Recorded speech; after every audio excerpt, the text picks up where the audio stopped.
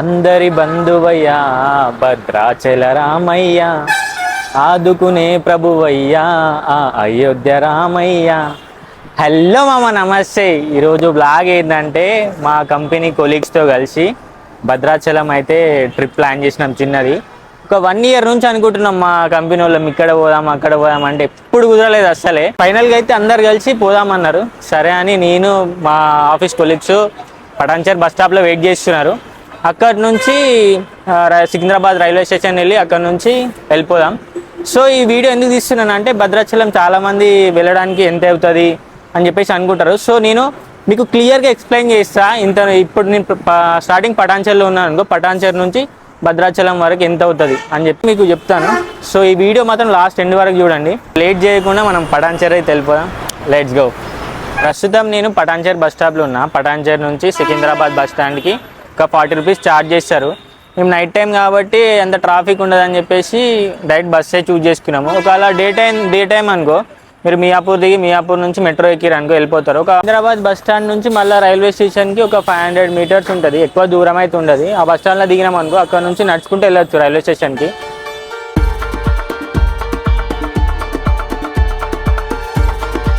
పటాన్చేరు నుంచి సికింద్రాబాద్ రావడానికి మాకు 2 hours పట్టింది. బస్ స్టాండ్లో దింపారు. బస్ స్టాండ్ నుంచి కొంచెం ముందుకు వస్తే మనకు రైల్వే స్టేషన్ ఉంటుంది. మేము స్లీపర్ క్లాస్ అయితే బుక్ చేసుకున్నాము. ఎవ్రీడే 11:45కి ఈ ట్రైన్ ఉంటుంది. ఈ ట్రైన్ వచ్చేసి మన్గూరు ఎక్స్ప్రెస్. ఇక్కడ మన సికింద్రాబాద్ రైల్వే స్టేషన్ నుంచి భద్రాచలం రోడ్ వరకు ఎంత 235 ఛార్జ్ చేసిరు ట్రైన్కి. సో నేను జనరల్ షిఫ్ట్ చేసుకొని వచ్చాను అనమాట. ఎవరైనా డ్యూటీ చేసుకొని వచ్చినా కానీ బాగుంటుంది. చిన్నగా ట్రిప్ అనమాట. ఇప్పుడు సాటర్డే నైట్ ఎక్కి సండే స్పెండ్ చేసి మళ్ళీ తర్వాత సండే రిటర్న్ అయిపోయినాం అనుకో. మళ్ళీ సండే రిటర్న్ కూడా ట్రైన్స్ ఉన్నాయి. 10:45కి మా రిటర్న్ ట్రైన్ ఉంది. సో అది ఎక్కినాం అనుకో మళ్ళీ మండే ఫ్రెష్గా డ్యూటీకి వెళ్ళిపోతాం. సో మన ట్రైన్ రావడానికి ఇంకో 1/2 hour ఉంది. సో ట్రైన్ వచ్చినాక వెళ్ళిపోదాం ఇంకా ట్రైన్లోకి. మొత్తం ఈ సికింద్రాబాద్ రైల్వే స్టేషన్లో మొత్తం 10 ప్లాట్ఫామ్స్ ఉంటాయి. మా ట్రైన్ అయితే వచ్చేసింది. ఫిఫ్త్ ప్లాట్ఫామ్కి అయితే మా ట్రైన్ వచ్చింది. ట్రైన్ అయితే వచ్చేసింది. మన కంపార్ట్మెంట్ H4. సికింద్రాబాద్ 12745 మన్గూరు నుంచి సికింద్రాబాద్ 12746. సో లోపలికి అయితే వెళ్ళిపోదాం.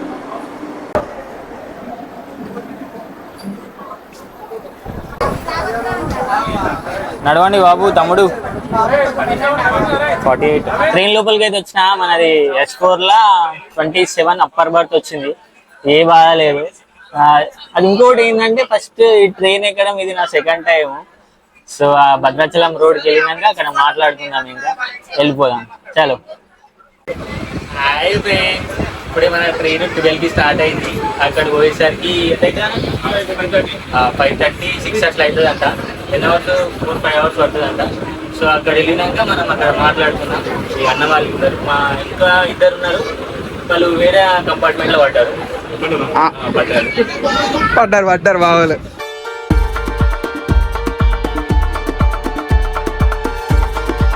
గుడ్ మార్నింగ్ అందరికీ. ప్రస్తుతం మనం భద్రాచలం రోడ్ అనే స్టేషన్లో ఉన్నాం. సికింద్రాబాద్ రైల్వే స్టేషన్ నుంచి భద్రాచలం రోడ్కి రావడానికి 5 hours పట్టింది. అక్కడ 12కి స్టార్ట్ అయింది ట్రైను. ఇక్కడికి వచ్చేసరికి 5 అయింది. ఇక్కడ మళ్ళీ కిందికి రాగానే ఫుల్ ఆటోలు ఉంటాయి. మనం డైరెక్ట్ భద్రాచలం దేవాలయం ఉంటుంది కదా, అక్కడికి ఆటోలు తీసుకుపోతారు. ఒక 100 రూపీస్ అయితే ఛార్జ్ చేశారు అక్కడి వరకు. సో మేమైతే క్యాబ్ బుక్ చేసుకున్నాం. మేమందరం చాలా 12 members ఉన్నామని చెప్పేసి. సో అక్కడికి వెళ్ళినాక ఇంకేమేమి ఉన్నాయో అన్నీ చూసుకుందాం. చలో.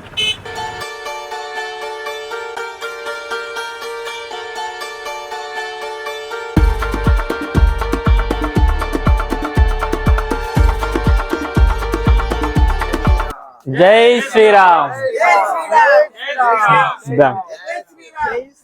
ఒక కొన్ని గంటల తర్వాత మన రామయ్య దగ్గరికి అయితే వచ్చేసినాం. ఇప్పుడు గోదావరిలో స్నానం చేసుకుంటాం. గోదావరిలో స్నానం చేసి ఇంకా దర్శనానికి అయితే వెళ్ళిపోతాం. ఇంకా గోదావరిలోకి కొంచెం లోపలికి రాగానే మనకు ఆంజనేయ స్వామి దేవాలయం ఉంది ఇక్కడ. అండ్ అక్కడ కళ్యాణ కట్ట ఉంది.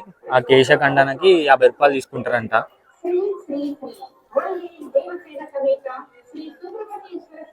మీరు ఏమైనా మర్చిపోయారు అనుకో, స్నానం చేయడానికి వచ్చినప్పుడు ఇక్కడ చిన్న చిన్న షాప్స్ ఉంటాయి. నీకు సోప్ కానీ టవల్స్ కానీ అవైలబుల్ ఉంటాయి. ఇక్కడ దొరుకుతాయి అన్నమాట అన్నీ. గోదావరిలో ఎవరైనా దీపాలు పెట్టాలనుకుంటే ఇక్కడ దీపాలు కూడా ఉంటాయి. ఇక్కడ సైడ్ స్నానం చేద్దామంటే చాలా మంది ఉన్నారు. సో అక్కడికి వెళ్ళాలంటే బోట్ నుంచి వెళ్ళాలంట. బోట్లో 60 రూపీస్ పర్ హెడ్ తీసుకుంటాడంట. ఇక్కడ నుంచి అక్కడ డ్రాప్ చేసి మళ్ళీ అక్కడ నుంచి ఇక్కడ తీసుకొస్తాడంట 60 రూపీస్కి. సో మనం అక్కడ వెళ్ళి అక్కడ ఫ్రెష్గా ఉంటాయని కూడా వాటర్, అక్కడ వెళ్ళి అక్కడ మనం స్నానం చేసుకుని తర్వాత దర్శనానికి అయితే వెళ్ళిపోవాలి. పైకి పైకి వెళ్ళిపోతా.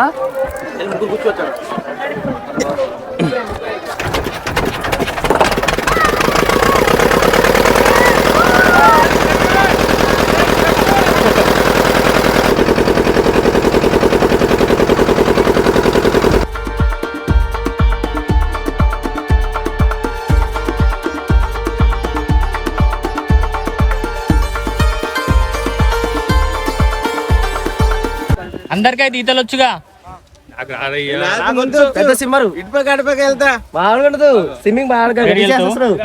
మేము ఇప్పుడే గోదావరిలో స్నానం చేసినాము. మొగల ఫ్యామిలీతో వచ్చిరనుకో మనకి ఇక్కడ రూమ్స్ అవైలబుల్ ఉంటాయి. 400, 450 అట్లా ఉంటాయి. అక్కడ ఫ్రెష్ అప్ అయిపోయి ఇంకా దర్శనానికి అయితే వెళ్ళిపోవచ్చు. సో మేము ఇప్పుడు టెంకాయ తీసుకొని దర్శనానికి అయితే వెళ్ళిపోతాం. అక్కడ ఫోన్స్ అలో లేవనుకుంటా. సో అక్కడ వెళ్ళినాక చూద్దాం. చలో వెళ్ళిపోదాం ఇంకా.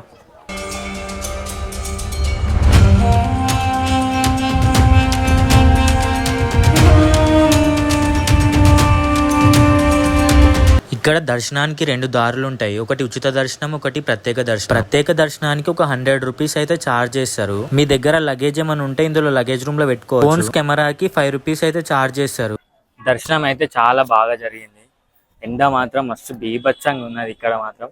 సో ఇక్కడ భద్రాచలంలో ప్రత్యేకత ఏంటంటే ప్రతి గుళ్ళో రామునికి 2 చేతులు, సీతమ్మ వారి పక్కన, లక్ష్మణుడు పక్కన ఉంటాడు. కానీ ఇక్కడ అలా కాదు. రామునికి 4 చేతులు ఉంటాయి. 4 చేతులతో మనకు దర్శనం ఇస్తాడు. సీతమ్మ వారు మన రామయ్య తోడపైన కూర్చొని ఉంటుంది. ఎక్కడ ఉండదు అలాగా. ఓన్లీ భద్రాచలంలో మాత్రమే ఇట్లా దర్శనం ఇస్తాడు మనకు రామయ్య. సో మనకు అన్నదాన కార్యక్రమం కూడా ఉంటుంది. ఇక్కడ అన్నదానం పెడతారు.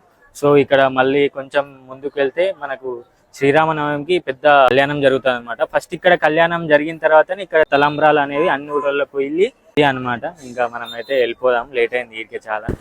వీకెండ్స్లో వస్తే పబ్లిక్ మాత్రం కొంచెం ఎక్కువ ఉన్నారు. మేమైతే స్పెషల్ దర్శనం తీసుకున్నాం. స్పెషల్ దర్శనానికి కాస్ట్ వచ్చేసి 100 రూపీస్. కానీ ఫ్రీ దర్శనం అయితే కొంచెం చాలా లైన్ ఉంది, పెద్ద లైన్ ఉంది. ఒక 1 నుంచి 1.5 అవర్ పడుతుంది. ఇదే మామూలుగా మనం 100 రూపీస్ స్పెషల్ దర్శనం తీసుకున్నాం అనుకో, నువ్వు మామూలుగా ఒక 1/2 అవర్లో వెళ్ళిపోవచ్చు. సో మీరు ఒక ఫ్యామిలీతో వస్తే ఇబ్బంది పడకుండా స్పెషల్ దర్శనం తీసుకోవడం బెటర్ అనుకుంటున్నా. ఇక్కడ నుంచి మనం ఇక వెళ్ళిపోయి పర్ణశాలకి అయితే వెళ్ళిపోదాం. ట్రిప్ అయితే కంప్లీట్ అయిపోయింది. మేము మిస్ చేసింది ఏంటంటే పాపికొండలు పోదామని చాలా ఉండే, కానీ టైం అయితే అస్సలు సరిపోలేదు. పాపికొండలకి ఒక టికెట్ ప్రైస్ వచ్చేసి 1300లో అయిపోతుంది. మనల్ని భద్రాచలం నుంచి పికప్ చేసుకొని ఆ గోదావరి దగ్గర తీసుకొని బోట్లో ఎక్కించుకొని పొద్దున బ్రేక్ఫాస్ట్, మధ్యాహ్నం లంచ్, స్నాక్స్ అన్నీ ఉంటాయి. మళ్ళీ ఈవినింగ్ 4 వరకు రిటర్న్ చేశారు మనల్ని అక్కడ నుంచి ఇక్కడి వరకు. సో అదొక్కటే మిస్ చేసినాము. ఇంకా ఆల్మోస్ట్ అన్ని ప్లేసెస్ అయితే విజిట్ చేసినాము. సో మీరు ఎవరైనా రావాలనుకుంటే నాకు తెలిసి ఒక ఓన్లీ రామయ్య దర్శనం అయితే ఒక 1000, 1200, 1300లో అయిపోతుంది నాకు తెలిసి. ఒక ఫ్యామిలీతో వస్తే ఒక రూమ్ తీసుకోవాలంటే ఒక 1500 అట్లా అయిపోతుంది. సో ఇంకేమైనా ఒక 2 days స్పెండ్ చేసిరనుకో పాపికొండలు కూడా పక్క విజిట్ చేయండి. నేనైతే విజిట్ చేయలేదు, నెక్స్ట్ టైం వచ్చినప్పుడు చూద్దామని చెప్పేసి. సో ఇది ఫైనల్గా మన భద్రాచలం ట్రిప్. సో ఈ వీడియో నచ్చితే లైక్ చేయండి, సబ్స్క్రైబ్ చేసుకోండి. వీలైతే ఎవరికైనా షేర్ చేయండి. ఉంటాం అలా బాయ్. నేను మీ టేక్ మల్ చిన్న.